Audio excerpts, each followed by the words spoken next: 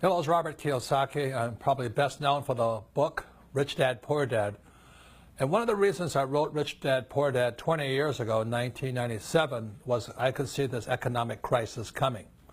If you're old enough to remember, in 1997, the economy was booming. And then what happened in the year 2000? It turned.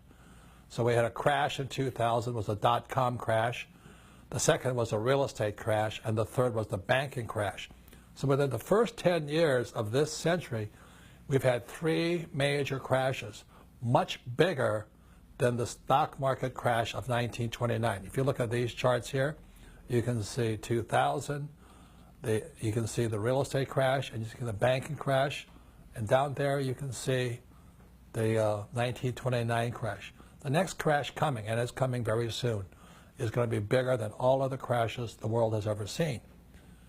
So what I say to people, you may as well be an entrepreneur. Because if you're an entrepreneur and you're actually sincerely working to gain the skills of an entrepreneur, the real life business skills of an entrepreneur, you and your family have a better chance of surviving this coming disaster. And it is coming. So why sit around and hope for job security when the idea of job security is really an obsolete idea? Why save money when governments have a tendency to print money to save the economy? And why do what the poor and middle class are doing when the rich are getting richer? So ladies and gentlemen, there's a giant crash coming. They call it the T-junction. You know, it's when the economy hits the end of the road. And we're within 2 or 3 years of it right now. You can see it happening as we speak. So you have interest rates at low, savers are losing money.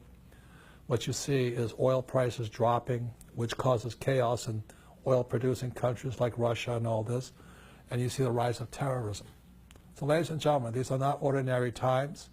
The industrial age is over. We're in the information age. And right now it's important that you get more information, more education, and more skills. Most importantly, learn to be an entrepreneur so that you can survive no matter what happens. Thank you.